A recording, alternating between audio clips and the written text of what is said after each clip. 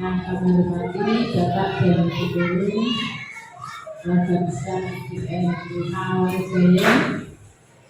dan Pak Bimo yang sebagai guru moderatornya, guru penggerak yang akan menyampaikan mengibarkan proyek learning co-curricular ekstra Vespa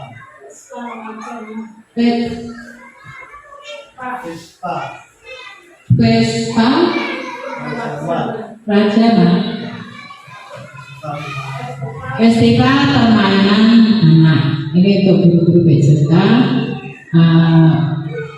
Semoga kegiatan Pak Bimo ini bisa mengimbas pada Bapak Ibu guru lain di kelas, mungkin di bidang pelajaran yang lainnya. Kami tidak akan memberikan rasanya banyak karena ini nanti yang menyampaikan Pak Bimo, maka waktu dan tempat kami persilakan. Terima kasih. Assalamualaikum warahmatullahi wabarakatuh. Terima kasih atas waktunya Bapak Ibu yang akan mengikuti kegiatan disertasi, yaitu tentang gagasan atau program co-curricular yang akan saya rancang. Ini berkaitan dengan kegiatan yang nanti mengarah ke bidang pendidikan jasmani, olahraga dan kesehatan untuk anak. Jadi sambil berdiri saya akan menjelaskan sedikit saja. Ini ide saya gagas ini adalah tentang pendidikan gerak. Jadi sebuah proyek yang co-curricular yaitu mendukung kegiatan intrakurikuler yang sudah berkolaborasi dengan komunitas belajar sekolah Malaysia 5, yaitu komunitas belajar yang terdiri dari saya dan Bapak Ibu guru tentang kegiatan-kegiatan yang akan kita lakukan yang berkaitan dengan anak. Di sini saya menggagas sebuah program yaitu Vespa Wajama atau singkatan dari Festival Permainan Anak SDN Malaysia 5. Baik, selanjutnya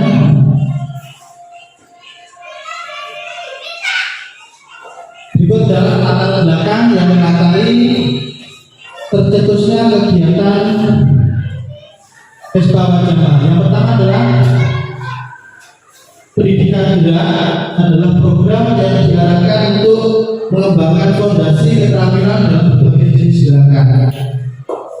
Dengan banyak perbendaharaan gerak, anak akan semakin aktif dan mampu memperbaiki motorik anak. Jadi tujuannya adalah seperti ini.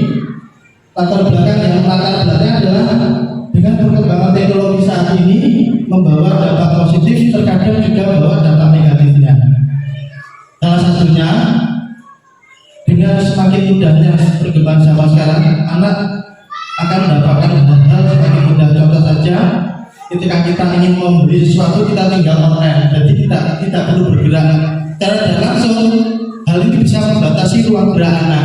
Jadi dapat membuat anak mager, istilahnya malas gerak. Jadi di sini ide yang muncul dari saya adalah mengembalikan porsi yang sebelumnya, di mana pada tingkat fundamental movement di anak usia dini harus berbanyak dengan banyak gerak. Jadi Vespa Wajama ini adalah satu gagasan yang saya gagas yang mengarah untuk menjadikan siswa terdidik secara jasmania sesuai konsep gerak mereka, yaitu konsep tubuh, konsep ruang, konsep usaha atau daya, serta konsep keterhubungan. Di mana dalam Vespa Wajama ini akan tercipta berbagai pola gerak dalam bentuk permainan dan modifikasi alat dari bahan bekas berdasarkan ide dari anak sendiri. Nah, karena pada dasarnya anak itu mempunyai voice, choice, dan owner yang mereka tuangkan dalam festival tempat bermain. Selain itu, dengan menyadari kebutuhan gerak, anak akan mendapatkan kebermaknaan hidup dengan pola gerak yang terukur akan meningkatkan gerak dan kesehatan mereka. Jadi intinya di sini adalah tujuan atau goalnya adalah membuat siswa terdidik secara jasmania. Dalam arti terdidik secara jasmania adalah jika anak tidak bergerak, mereka akan mendapatkan pemahaman, aku jika tidak bergerak, apa yang terjadi? Mungkin saya bisa gampang terkena sakit karena tidak ada gerak yang saya gerakkan. Terus yang kedua adalah kita memberikan ruang kepada anak untuk mencetuskan diri mereka, karena pada dasarnya anak punya voice atau suara yang ingin mereka tuangkan, atau choice, pilihan permainan yang ingin mereka terapkan, dan ownership gagasan atau sebuah permainan yang mereka ciptakan. Lanjut. Nah, tujuan program Wisma Wajama ini adalah yang pertama adalah terwujudnya siswa yang terdidik secara jasmania melalui pola gerak yang terukur. Yang kedua, menjadikan siswa paham tentang kebutuhan gerak mereka untuk mendapatkan pemahaman tentang kesehatan dan kebugaran mereka, sehingga mereka paham jika saya tidak bergerak apa yang terjadi, mungkin bisa sakit. Yang ketiga, menjadikan siswa menjadi active learning atau terlibat dalam pembelajaran melalui kegiatan pola gerak dalam festival permainan yang mereka ciptakan sendiri. Nah, ini capaian dan harapan dan langkah-langkahnya. Capaian dan tujuannya mengutip dari tujuan di awal tadi adalah terdirinya siswa secara jasmania. Yang kedua, pemahaman siswa tentang kebutuhan gerak dan kesehatan dan kebugaran siswa. Yang ketiga adalah terampil dan aktif dalam pembelajaran gerak. Langkah-langkahnya yang pertama adalah saya koordinasi dengan sebagai pemangku kepentingan terkait program yang digagas. Ini sudah saya lakukan kemarin ketika hari Senin di Darjatun kita sudah berkomunikasi. Yang kedua, saya berkoordinasi dengan komunitas belajar sekolah. Kemarin saya juga sudah bertukar pikiran dengan Bapak Ibu yang termasuk dalam komunitas belajar sekolah kita. Yang ketiga, berkoordinasi dengan siswa, sasarannya adalah kelas 4, 5, dan 6 terkait pemilihan bentuk permainan dan alat atau sarana yang akan difestivalkan nanti. Berikutnya adalah sosialisasi kepada komunitas belajar sekolah terkait gagasan yang saya cetuskan. Yang berikutnya adalah pemilihan peran dan kesiapan festival. Berikutnya pelaksanaan kegiatan Festival Wajama, yaitu puncaknya nanti, dan terakhir adalah evaluasi. Berikutnya peran-peran saja tentunya sesuai dengan proyek siswa kelas 4, 5, dan 6 sebagai pelaksana, guru BJK saya sendiri sebagai pembimbingnya, KS, guru dan tenaga pendidikan sebagai pendukung kegiatan. Ini lini masanya koordinasi saya laksanakan tanggal 27 November kemarin, sosialisasi hari ini 30 November, dan pelaksanaan nanti puncak acara tanggal 6 Desember 2023. Berikut struktur program dalam mitra dalam komunitas belajar. Di sini Darmianto sebagai pemimpin atau kepala sekolah, kemudian saya sendiri sebagai ketua komunitas belajar sekolah, Yusri Sukasi sebagai pengelola dana, Bu Anjandra sebagai sekretaris komunitas, dan selain itu adalah anggota komunitas belajar sekolah yang mendukung kegiatan ini. Ini berikut adalah termasuk program kulikuler untuk kelas 4, 5, dan 6 waktu pelaksanaan mulai tanggal 28 November mulai dari merancang sampai terakhir tanggal 9 Desember 2023.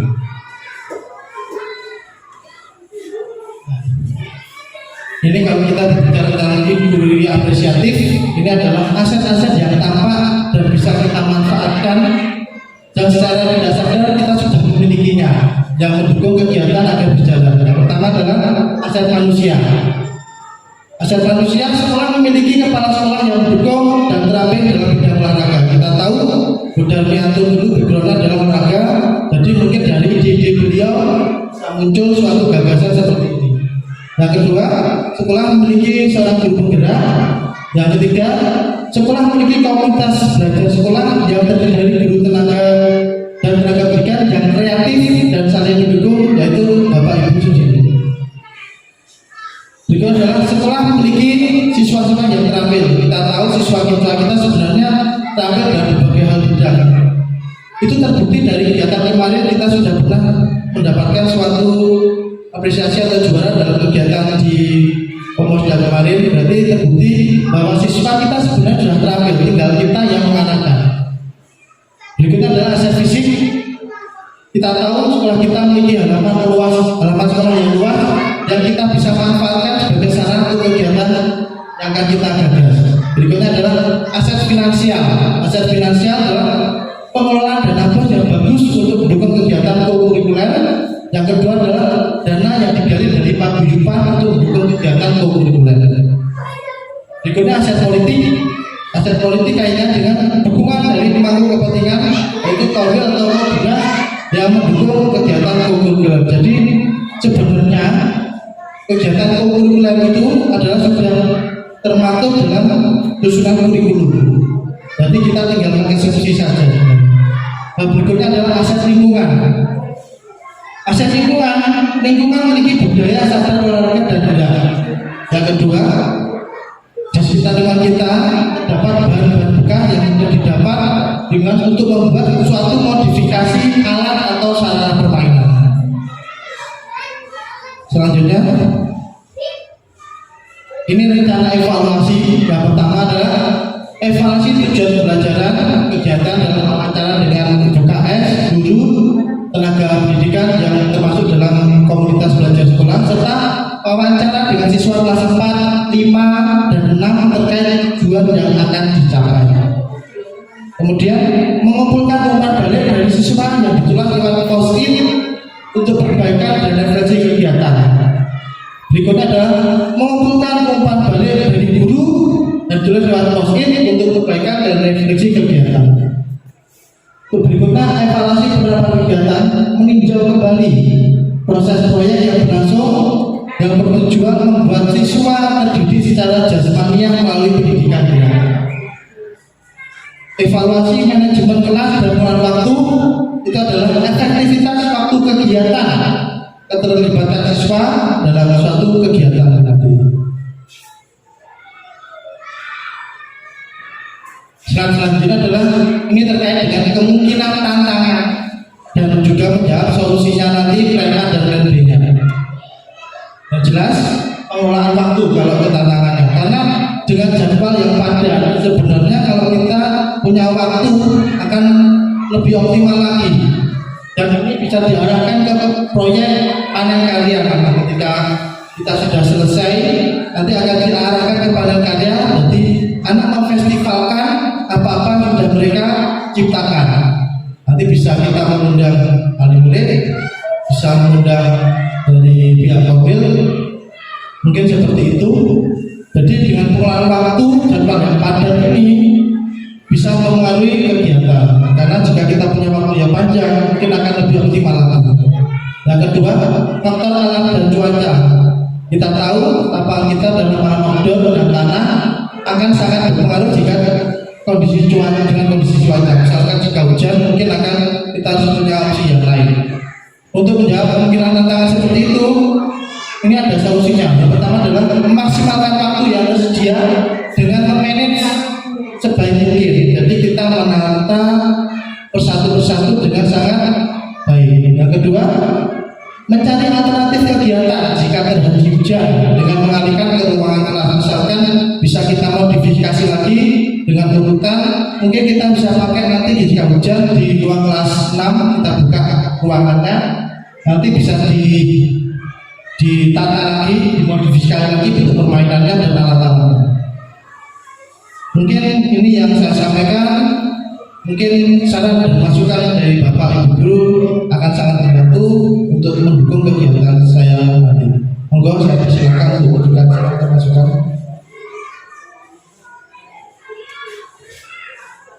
Jadi sebenarnya kegiatan ini bisa lintas pelajaran. Contoh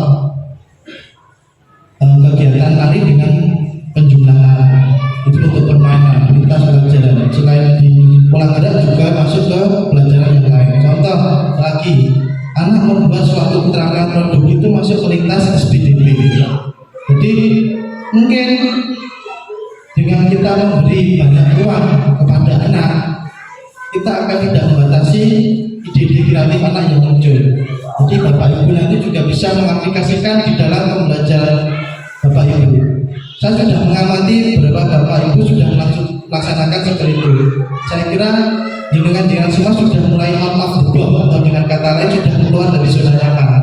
Seperti yang saya lihat kemarin ini sudah di grup WA sudah mulai mengembangkan konten, memberikan pembelajaran untuk lewat YouTube, sudah keluar dari kotak yang bisa memberikan kreatif anak untuk bertambah. Mega juga kemarin juga melakukan pembelajaran dengan bernyanyi, itu juga sudah memberikan kebebasan pada anak. Sebenarnya dengan kita memberikan voice owner dan choice pada anak akan lebih muncul keterampilan anak sebenarnya.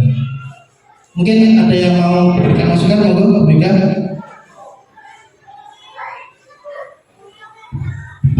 Terima kasih. Begini Pak, saya mau bertanya, kenapa Bapak memilih sasaran atau berkoordinasi dengan anak-anak kelas 4, 5, dan 6? Menurut saya, anak-anak kelas 1, 2, 3 itu jika masuk dalam permainan dia itu lebih tertarik. Pertanyaan saya itu, mengapa Bapak Ibu memilih berkoordinasi dengan anak-anak kelas 4, 5, dan 6? Terima kasih. Baik, terima kasih.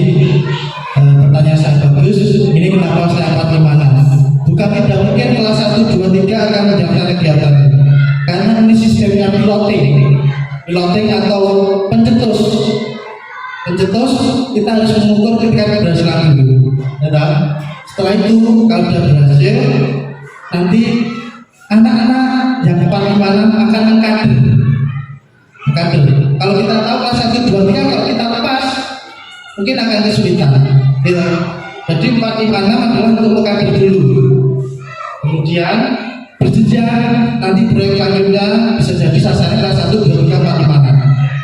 Mungkin seperti itu. Atau bisa jadi, kenapa kok saya pilih kelas 4, 5, 6? Karena kalau di kelas 4, 5, 6 mungkin dengan anak sudah movingnya sudah ke tingkat kompetisi. Kalau anak kelas 1, 2, 3 kita masih perlu mendampingi. Jadi kurang lebihnya seperti itu. Mungkin ada tambahan? Monggo. Jadi kegiatan ini nanti bisa kita arahkan kalau sudah berjalan untuk mengisi. Di sini kan yang menjadi panitia adalah siswa sendiri, yang menjadi pencetus ide adalah siswa sendiri, yang menjadi pelaksana dan sebagainya. Kita banyak memberikan ruang yang lebih pada anak, tapi kita juga memantau. Nanti dengan seperti itu, tadi saya sudah masuk ke kelas 6 dan kelas 6 sangat antusias. Saya tanya, bagaimana kamu kalau menjadi panitia? Wah, saya semangat Pak, saya akan juga. Karena kenapa? Tentukan sendiri diri seperti apa.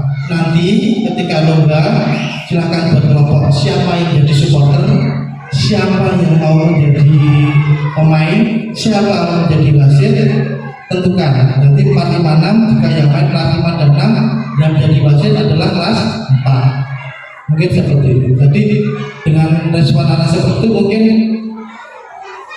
semoga saja ide ini akan berjalan. Nanti jika tidak berjalan kita evaluasi. Monggo kalau ada pertanyaan lagi.